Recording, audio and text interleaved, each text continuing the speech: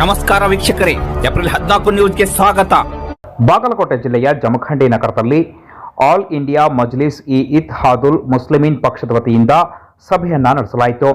ಈಗಿನ ಪರಿಸ್ಥಿತಿಯಲ್ಲಿ ದಲಿತ ಮತ್ತು ಮುಸ್ಲಿಮರ ರಾಜಕೀಯ ಪಾತ್ರ ಭಾರತ ರತ್ನ ಸಂವಿಧಾನ ಶಿಲ್ಪಿ ಡಾಕ್ಟರ್ ಬಾಬಾ ಸಾಹೇಬ್ ಅಂಬೇಡ್ಕರ್ ಅವರು ಹೇಳಿರುವಂತೆ politically power is master key. ನನ್ನ ಜನರು ಆಳುವಂತಹ ವರ್ಗದವರಾಗಬೇಕು ಅಂತ ಅವರ ಕಂಡ ಕನಸನ್ನ ನನಸಾಗಿ ಮಾಡಲು ಅಂಬೇಡ್ಕರ್ ಅವರ ವಾದಿಯವರಾದ ಎಐಎಂಐಎಂ ಪಕ್ಷದ ರಾಷ್ಟ್ರೀಯ ಅಧ್ಯಕ್ಷರು ಮತ್ತು ಹೈದರಾಬಾದ್ ಸಂಸದ ಅಲಹಾಬಾದ್ ಬ್ಯಾರಿಸ್ಟರ್ ಅಸಾದುದ್ದೀನ್ ಓವೈಸಿ ಅವರು ಈ ದೇಶದ ಮೂಲ ಭಾರತೀಯರಾದ ದಲಿತರು, ಆದಿವಾಸಿಗಳು, ಅಲ್ಪಸಂಖ್ಯಾತರು ಹಾಗೂ ಮುಸ್ಲಿಮರು, ಕ್ರೈಸ್ತರು, ಬೌದ್ಧರು ಮತ್ತು ಸಮಾಜದ ಪ್ರತಿಯೊಂದು ವ್ಯಕ್ತಿಗೂ ಸಂವಿಧಾನದ ಹಕ್ಕುಗಳನ್ನು ಕೊಡಿಸಲು ಹಗಲಿರುಳು ಶ್ರಮಿಸ್ತಾ ಇದ್ದಾರೆ. ಸಂವಿಧಾನ ಉಳಿಸಿ ದೇಶ ರಕ್ಷಿಸಿ ಅಂತ ಜನವರಿ 8, 2023ರಂದು ಸಾಯಂಕಾಲ 8 ಗಂಟೆಗೆ ಹಜರತ್ ಟಿಪ್ಪು ಸುಲ್ತಾನ್ ವೃತ್ತ ಜಮಖಂಡಿಯಲ್ಲಿ ಎಐಎಂಐಎಂ ಪಕ್ಷದ ನೇತೃತ್ವದಲ್ಲಿ ಪ್ರಸ್ತುತ ರಾಜಕೀಯದಲ್ಲಿ ಈಗಿನ ಪರಿಸ್ಥಿತಿಯಲ್ಲಿ ದಲಿತರ ಮತ್ತು ಮುಸ್ಲಿಮರ ರಾಜಕೀಯ ಪಾತ್ರ ಎಂಬ ವಿಷಯವಾಗಿ ವಿಚಾರ ಸಂಕಿರಣವನ್ನು ಹಮ್ಮಿಕೊಳ್ಳಲಾಗಿತ್ತು. ಈ ಕಾರ್ಯಕ್ರಮವನ್ನು ಉದ್ದೇಶಿಸಿ ಮಾತನಾಡಿದ ಮೌಲಾನಾ ಅಬ್ದುಲ್ಲಾ ಸಲೀಂ ಕಮರ್ ಚತುರ್ವೇದಿ ಇವರು ಸಂವಿಧಾನ ಉಳಿವಿಗಾಗಿ ದಲಿತ ಮತ್ತು ಮುಸ್ಲಿಂ ಸಮಾಜದವರು ಎಐಎಂಐಎಂ ಪಕ್ಷವನ್ನು ಬೆಂಬಲವನ್ನು ಕೊಡಬೇಕು, ಈ ಪಕ್ಷವನ್ನು ಬೆಂಬಲಿಸಬೇಕು. ಸ್ವಲ್ಪ ಜನ ನಾವೇ ಎಲ್ಲ ಸರ್ವಸ್ವ ಎಂದು ತಿಳಿದಿದ್ದಾರೆ. ಸಂವಿಧಾನದಲ್ಲಿ ಎಲ್ಲರಿಗೆ ಸಮಾನ ಹಕ್ಕನ್ನು ಬಾಬಾ ಸಾಹೇಬ್ ಅಂಬೇಡ್ಕರ್ ಅವರು ನೀಡಿದ್ದಾರೆ ಮತ್ತು ರಾಜಕೀಯವಾಗಿ 5 ವರ್ಷ ಅಷ್ಟೇ ಕಾಲಾವಕಾಶ ಇರುವುದು, ಆದರೆ ಸಂವಿಧಾನವು ನಿರಂತರವಾಗಿ ಇರುವುದು ಎನ್ನುವ ಮೂಲಕ ಬಿಜೆಪಿಗೆ ಟಾಂಗ್ ಕೊಟ್ಟರು ಎಂದು ಈ ಸಂದರ್ಭದಲ್ಲಿ ಅವರು ಹಲವು ವಿಚಾರಗಳ ಬಗ್ಗೆ ಮಾತನಾಡಿದರು. ಇನ್ನೂ ಕಾರ್ಯಕ್ರಮದಲ್ಲಿ ಸ್ಥಳೀಯ ಮುಖಂಡರು ಉಪಸ್ಥಿತರಿದ್ದರು.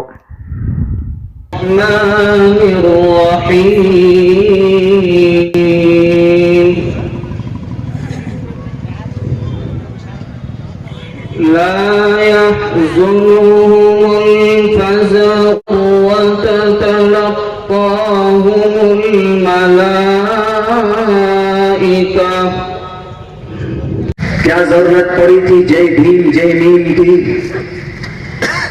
हमारे जो दलित समाज के लोग हैं और उनसे भी ज्यादा दबे कुचले लोग जो मुस्लिम माइनॉरिटी के लोग, जरा बताइए कि आजादी के बाद में सबसे ज्यादा मजलूम कौम भारत की धरती पर अगर कोई है तो वो कौम मुस्लिम है, वो मुस्लिम माइनॉरिटी के लोग हैं। ऐसा क्यों है? जब जब जरूरत पड़ी इस देश को खून की, पानी की, पसीने की, तो सर पे कफन बांधकर मुस्लिम माइनॉरिटी के लोग सबसे आगे रहे। लेकिन जब हक लेने की बात आई तो इनका वोट ले लेते हैं और लात मारकर गड्ढे में डाल देते हैं और इनके खिलाफ कानून भी ले आते हैं, सिटीजन अमेंडमेंट एक्ट। ऐसा क्यों है? जब भारत के संविधान में लिखा है इक्वलिटी बिफोर लॉ और the equal protection of the laws within the territory of India, article number 14, क्या मतलब है इसका? इक्वालिटी बिफोर लॉ, सबके सब बराबर, दलित हो, मुस्लिम हो, क्रिश्चियन हो, जैन हो, कोई भी हो, लिंगायत हो, किसी भी कम्युनिटी से हो, किसी भी बिरादरी से हो।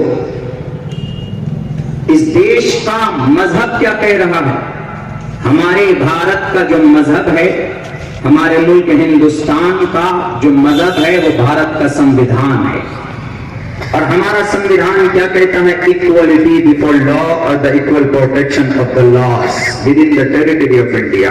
भारत के किसी भी इलाके का हो, कर्नाटक का हो, मैं सीमांचल बिहार से आता हूं, सीमांचल का हो, बंगाल का हो, आसाम का हो, उड़ीसा का हो, झारखंड का हो, महाराष्ट्र का हो, कई का भी हो, सबके सब बराबर, इक्वलिटी बिफोर लॉ और द इक्वल प्रोटेक्शन, बराबर है।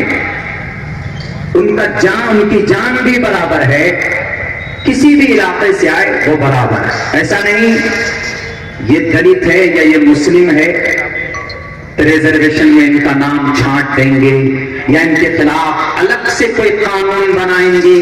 कानून बनेगा, सबका नाम होगा, मुस्लिम माइनॉरिटी का नाम नहीं होगा। सिटीजन अमेंडमेंट एक्ट अभी जो प्रोटेस्ट हुआ था, हम लोगों ने किया था।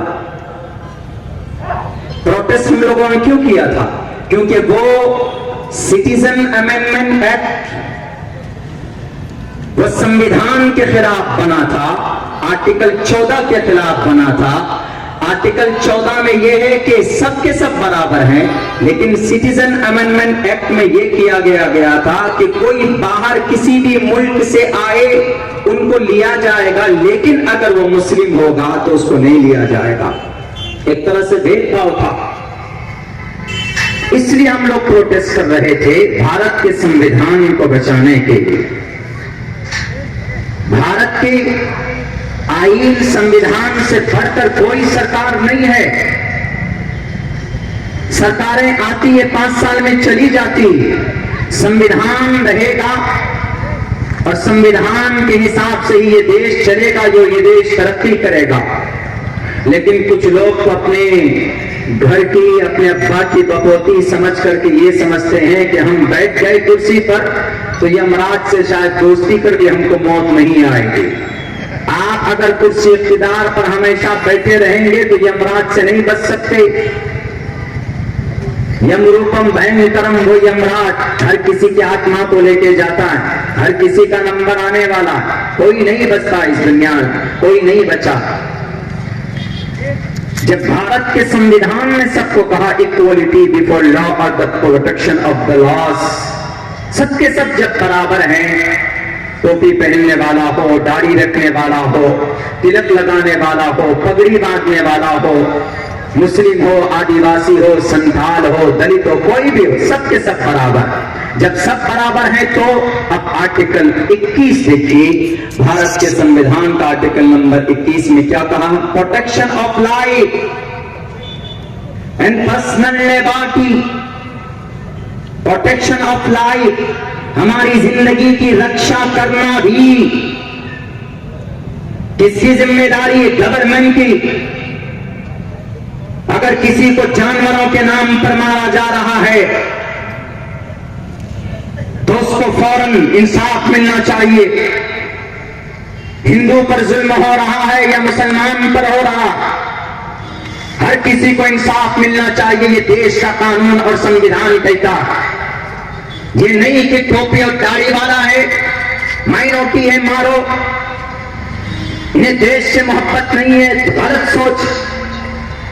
ये तकियानोसी ख्याल और ये फासिज्म और ये सौतेला जो सोच है, ये दिलो दिमाग से निकाल दीजिए। ಅವರು ನಮ್ಮ ಕರ್ನಾಟಕದ ಮುಖ್ಯಮಂತ್ರಿಯಾಗಿ ಕಿಂಗ್ ಆಗ್ತಾರೆ, ಅದು ತಮ್ಮೆಲ್ಲರಿಗೂ ಗೊತ್ತು. ತದನಂತರ ಕಾಂಗ್ರೆಸ್ ಪಕ್ಷ ಒಳಕುತಂತ್ರದಿಂದ 17 ಜನ ಸಾಮೂಹಿಕವಾಗಿ ರಾಜೀನಾಮೆ ಕೊಟ್ಟು ಈ ಪಕ್ಷವನ್ನು ಕೆಡುವಂತ ಬಹಳ ಮಹಾನ್ ಕೆಲಸವನ್ನು ಮಾಡಿ ಇವತ್ತಿನ ದಿವಸ ಹಿಜಾಬು, ಹಲಾಲು, ವ್ಯಾಪಾರ ನಿರ್ಬಂಧ, ಇಂಥ